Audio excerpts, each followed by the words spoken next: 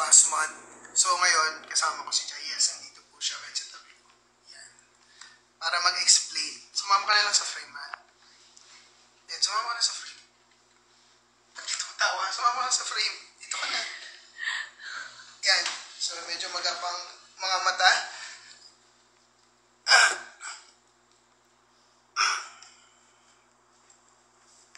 Ayan, kasama ko si Jay ngayon.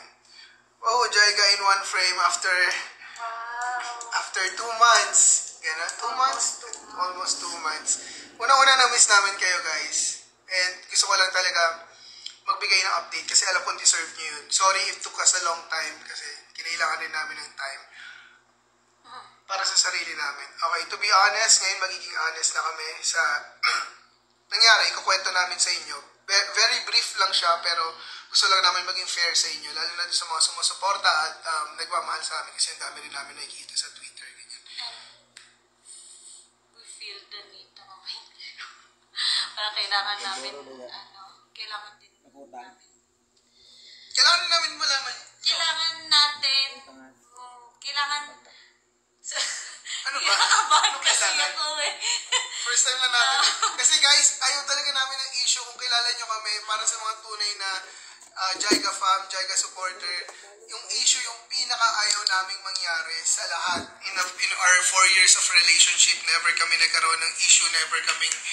Ayaw namin yung pinag-uusapan for the wrong reasons. That's why. Oo, yeah. Yun yung, kung kilala nyo rin ako, yun yung talagang iniiwasan ko. So, we kept our relationship very low. Iniiwasan namin. So, we kept both. Tama. Sorry. We kept our relationship very low-key at yung mga pinagdadaanan namin low-key. Si Ate Chloe, nanonood. Oo.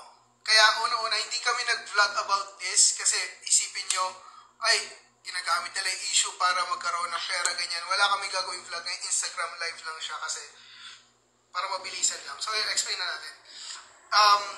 Mapansin nyo for the past 2 months, 1 month, wala kaming post about anything na magkasama kami. The truth is, guys, umantong kami sa breakup ni Jay. Totoo yun. Sorry ngayon lang namin sinabi. Ayaw kasi namin i-public agad. Pero nag-break kami nung... Kailan ba yun? Nag-usap tayo last month. Nakalimutan ko na exact date, pero nag-break kami last month. Yun yung siguro yung time na napapansin nyo na bakit wala na kami sa isa't isang frame, sa mga TikTok, sa mga post, ganyan, wala na. Mag-isa na lang kami lagi kasi we decided to give each other space noon kasi umabot na yung mga problems at yung pinagdadaanan na medyo unbearable na siya. Diba? Medyo magulat. Sobrang gulat. Hindi ka kasi kita eh. Okay lang. Kalahati lang ng mukha mo. Ihati lang din ako. Sobrang gulo ng pinagdadaanan namin at akala namin yun na yun talaga. Umabot kami na wala na, cut off na. Pero we gave each other space and ilang weeks rin yan, ilang weeks. 2 weeks, 3 weeks. Lately lang ulit kami nagkita ni Jai dito sa Taiwan trip. Kasi itong Taiwan trip na to is binook namin nung March pa kasama ng Team Choi. Nung okay pa kami na. Nung Osaka. Kasi kaya itong Taiwan trip namin, last March pa, may delayed flight kasi kami noon. So parang nagkaroon kami ng free flight papunta. So ang mga sumama na lang kami kung sino yung kasama namin sa Taiwan. Kaya tinuloy namin kasi try din kami to work things out. Actually, so parang nga lang eh. Actually, dapat din na si Jay sasama dun sa trip na yun sa Taiwan. Hindi na talaga. Last minute siya sumama kasi nga, yun nga, syempre, more on, iwas kami sa, ayaw niya ako makita, iwas sa time sa isa't isa, ganyan. Pero, nag-decide rin na, sige, baka ito na yung rekindle yung maayos or makapag-usap. So, yun talaga yung unang usap namin doon kami nag-usap na magkakasama sa Taiwan. And hindi kami, siguro napapansin nyo, hindi kami nagpo-post ng pictures ng isa't isa or gano'n kasi hindi na namin alam parang we want to keep it low-key, we want to keep it private na pag-usapan namin sa sarili namin kung ano pa talagang gagawin namin, kung ipapursue ba namin or eto na yun. Ako kasi, kaya rin ako sumama last minute kasi gusto ko i-try. Siyempre, hindi ka naman ayoko naman agad-agad bumitaw. Eh, syempre sa relationship, di ba? Tsaka, 4 years is not a joke. So, sobrang hirap. Kaya yun lang, parang syempre, nababasa naman namin lahat ng comments nyo. Di lang, eto na nga yun, this is the right time. Di lang tamang timing yung before na nang hihingi ng update kasi both kami nahihirapan sa mga nangyayari. So, yun lang. At least na yun. Nag-usap kami. Actually, kanina. Yung flight may project kasi kami na ginawa. So, hanggang pupunta sa airplane, nagkaganon. As in, wala. Hindi rin kami magkatabi sa airplane. Hindi kami nakapag-usap na maayos until this morning na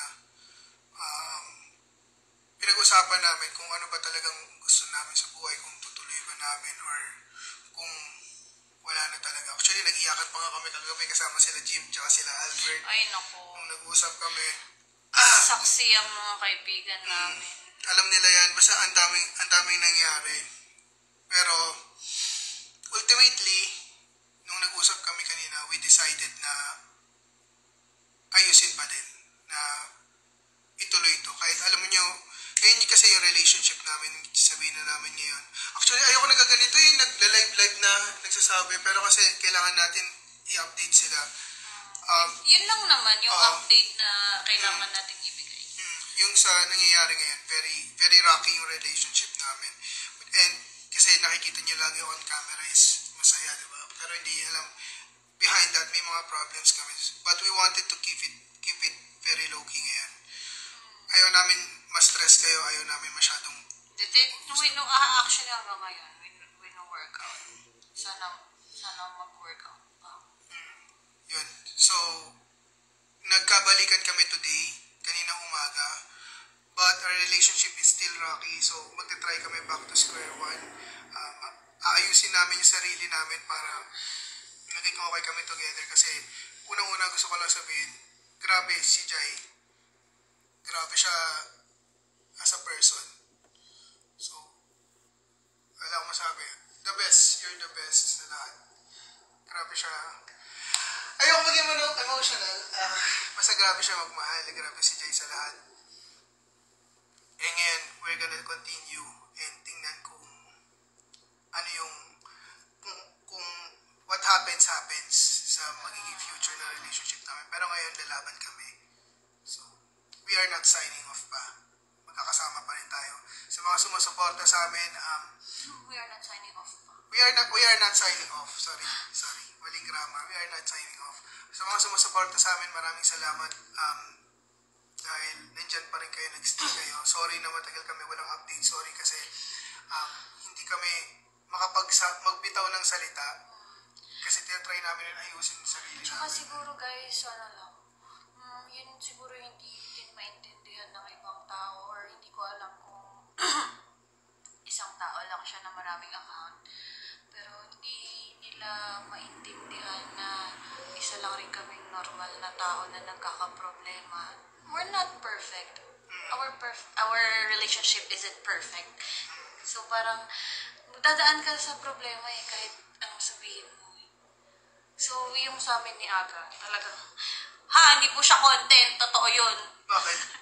Di ba, for the content lang daw to. Hindi. Tsaka kasi kung magko-content kami, sana ginalingan na namin. At saka kung nagko-content kami, sana, alam mo yun, nagpaka-low-key nga tayo kasi ayaw nating pag-usapan eh. Ayaw nating sa issue. Tsaka ayaw nga natin ng gano'n. Ay, hindi, alam niyo naman yun guys, hindi naman kami gano'n mga tao mag-i-issue relationship. No, we're not like that. So, yun lang naman po. Yun lang. We're very thankful sa mga taong nag-stay pa rin, nagtiwala at Jaiga fam. Sobrang grabe yung ako sinasabi ko talaga sa kanya na grabe yung pagmamahal din ng mga tao around us. Kaya, ilalaban natin. Ilalaban natin ba? Yun lang, para lang din guys, ma-update kayo. So, makikita. Naiiyak sila. Kami rin kagabi, sobrang magana mata namin sa kape. Pero... Thank you, Choy. Grabe yan, si Albert, si Jaime, si Ate. Ay, naku, sinasabi ko sa inyo, si Jaime. well, hindi na expected yung mga nangyari kagabi. Iba din talaga ang may tulong talaga ng, hindi naman siya tulong, pero yung advice that's coming from your real friends talaga, na alam mong susuporta sa'yo at gusto nila na magkaayos kayo, ganun. So, thank you sa mga choy namin. Hindi lang sa mga choy, thank you sa Jaika fam namin na, alam mo yun, laging nandyan para sa amin, either para sa atin as both or para sa atin as individuals. Hindi nila tayo pinapabayaan, pinagtatanggol nila kahit, alam mo yan. Ang hirap, sa totoo lang mahirap din kasi ayaw na namin sumagot kasi pag sumagot kami hahaba pa, ganun. So, yun, sorry rin if nag-overthink kayo or may mga iba. At least makakapag-drive ka na daw ng maayos. Alam pa si ni Chino yung magkakasama kami sa bar nun. Kaya guys, nga pala, kung nakita ninyo ng binyag ni Isla, hindi nga kami nagpansinan talaga kasi wala na kami nun. May nagpa-viral na video nun na hindi na. iniwas. Yun yung time na talagang walang dapat na contact para makafocus sa sarili ng mga times na yan. Pero yan, at least nag-usap ulit kami. Actually, hindi ko talaga expect. Yung lahat ng nangyayari recently, umabot si Karampoy. Jaika updates. Ate! Ang daming mga chismoso, 7,000 nanonood sa atin. First time namin magkaroon Si Ate Pati. Bakit? Mga supportive ates. Yun lang. Yun lang. We just want to update you sa mga nangyari. Sana nalinawan po kayo and yun. Ayaw na namin gawing content lahat na ng personal na nangyayari. Gusto namin low-key na. Yung mga contents namin ngayon, usually may topic na diba? Mga food na ayaw na namin ng Yun lang, Sorry rin kung hindi kami naging hindi namin kayo na-update agad sa lahat na nangyayari. Everything has its right timing. Sana maintindihan niyo po. Sige pa tayo right timing. And so, para makita naman nila tayo ulit sa isang friend. Kasi puro tayo sariling TikTok na lang eh. Wala na tayo magkasama eh. Hindi niya, kanina nga lang niya hinawakan kamay ko eh. Tsaka naglakad lang hinawakan niya kamay. So, thank you sa paghawak sa kamay ko Hindi, syempre, hindi pa tayo nakapag-usap ng maayos sa mga... Yun, so, we are in one frame again. And we love you guys. Sorry ulit sa stress na nabigay namin. Ilalaban namin to hanggang sa kaya namin ilaban. And maraming salamat sa support.